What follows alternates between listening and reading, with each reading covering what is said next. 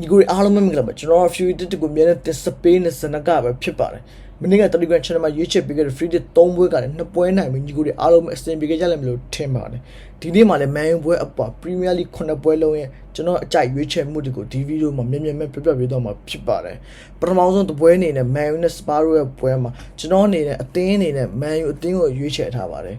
ဂိုးပေါင်းအနေနဲ့ကတော့ဂိုးအနည်းကိုရွေးချယ်ထားပါတယ်ဘာလို့လဲဆိုဒီပွဲမှာ Man U ကနိုင်ရင်တော့တကိုးတာနှစ်ကိုးတာနဲ့ပဲနိုင်မှာဖြစ်တဲ့အတွက်ဂိုးလည်းပေါ်နိုင်တဲ့အကြောင်းမရှိပါဘူးဒါကြောင့်ဒီပွဲမှာတော့ကျွန်တော်အနေနဲ့ဂိုးရလက် 1-0 2-0 ကိုပဲခန့်မှန်းတာဖြစ်တဲ့အတွက်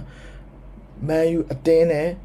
ဂိုးအနည်းကိုရွေးချယ်ပေးထားပါတယ်ဒုတိယတစ်ပွဲ Arsenal နဲ့ Sunderland တို့ရဲ့ပွဲမှာတော့ Arsenal အသင်းနဲ့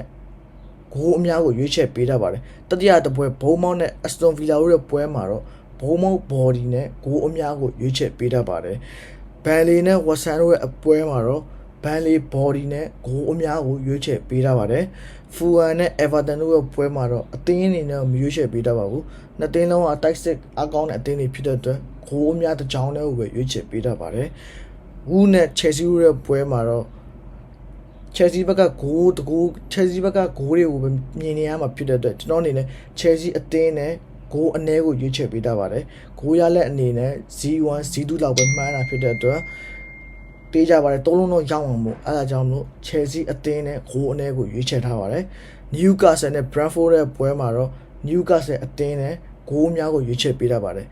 ကျွန်တော်ဒီ9ပွဲရွေးချယ်မှုတွေကိုညီကိုတွေအကြိုက်သူမှာကစားပါအကြိုက်မသူရင်ဘက်ကန်ကြဖို့မြင့်တာရက်ကန်ချင်ပါတယ်ပြီးရင်လည်း bio မှာတင်ထားတဲ့ကျွန်တော်ရဲ့ Telegram channel မှာလည်းကျွန်တော်အကြိုက်ဆုံး free tip 9ပွဲကိုရွေးချယ်ပေးရတာဖြစ်လို့စိတ်ဝင်စားတဲ့ညီကိုတွေ channel ကို join ပြီးလာရောက်ပြီးယူနိုင်ပါတယ်ညီကိုတွေအားလုံးပဲဒီညလည်းဆက်ပြီးအပေါင်းပတ်နိုင်ကြပါစေညီကိုတွေအားလုံးပဲဒီညလည်း good luck ပါ